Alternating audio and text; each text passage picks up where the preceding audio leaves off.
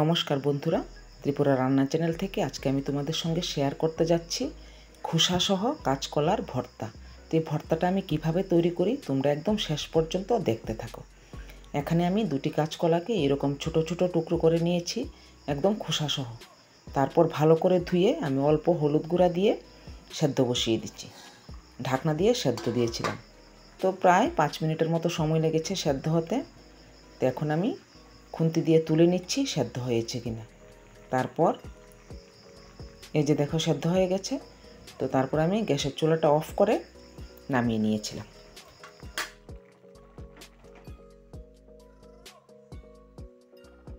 সেদ্ধ করা কাঁচকলাগুলিকে আমি জল ঝরিয়ে ঠান্ডা করে নিয়েছি। ঠান্ডা হওয়ার পর আমি অর্ধেকটি কাঁচকলাকে গ্রাইন্ডারের জারে নিয়ে নিয়েছি, সঙ্গে দিয়েছি লবণ আর 3-4টে কাঁচামরিচ। তা আমি দুবারে পেস্ট করে নিয়েছিলাম। এই যে দেখো এরকমভাবে পেস্ট করে নিয়েছি। তো এইদিকে আমি গ্যাসের চুলাটা অন করে কড়াই বসিয়ে দিয়েছি। কড়াই গরম হওয়ার পর আমি পরিমাণ মতো সর্ষের তেল দিয়ে নিয়েছি। সর্ষের তেলটা গরম হয়ে গেছে, তা আমি এরকমভাবে কড়ার গায়ে লাগিয়ে নিয়েছি। তো এইভাবে লাগিয়ে নিলে মানে রান্না করার সময় অনেক সময় দেখবে কড়ার গায়ে লেগে থাকে, পুড়ে যায়, তো ওই রকমটা হয় না। তো তেল গরম হওয়ার পর আমি 3টে শুকনো মরিচ দিয়ে দিলাম, দিয়ে দিচ্ছি কালো জিরে। তো এখন আমি পেস্ট করা কাঁচকলাগুলিকে এই তেলের মধ্যে দিয়ে দিচ্ছি। বন্ধুরা, এই কাঁচা কলাতে আছে অনেক ভিটামিন। তার মধ্যে সবচেয়ে গুরুত্বপূর্ণ সেটা হলো ভিটামিন সি। তো আমাদের শরীরের রোগ প্রতিরোধ ক্ষমতা কিন্তু বাড়িয়ে তোলে এই ভিটামিন সি। তাছাড়া আছে প্রচুর পরিমাণে আয়রন। তো এই কাঁচকলা খেলে আমাদের শরীরে কিন্তু আয়রনের ঘাটতিটা অনেকটা কমে যায়।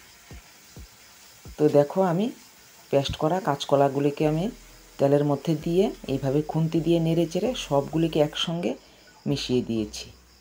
তো এইভাবে নাড়তে নাড়তে তখন কিন্তু গ্যাসের স্টিমটা মিডিয়ামে রাখবে। কমিয়ে দিলে অনেকটাই দেরি হবে, আবার বাড়িয়ে দিলে কড়ার তলায় লেগে যাবে। তো গ্যাসের স্টিমটা মিডিয়ামে রেখে এভাবে নাড়তে নাড়তে ভর্তাটা হয়ে যাবে। এই যে দেখো নাড়াচাড়া করতে করতে কিন্তু এই ভর্তাটা হয়ে গেছে। বন্ধুরা, তোমরা বাড়িতে কিন্তু এইভাবে অবশ্যই বানিয়ে খেয়ে দেখবে, আর তোমাদের কেমন লাগলো আমাকে কিন্তু কমেন্টে জানাবে। আমি তোমাদের কমেন্টের অপেক্ষায় থাকব। কাঁচা কলার খোসা ভর্তা তো আমরা সবাই খাই, কিন্তু কাঁচা কলা সহ খোসা ভর্তা এভাবেও কিন্তু খাওয়া যায়। তোমরা অবশ্যই বাড়িতে বানিয়ে খেয়ে দেখবে। আর আমার পুরো রান্নাটা দেখার জন্য তোমাদের সবাইকে অনেক অনেক ধন্যবাদ। আবার নেক্সট দিন নতুন আরেকটা রেসিপি নিয়ে উপস্থিত হয়ে যাব। তোমরা সবাই আমার পাশে থেকো আর ভালো থেকো।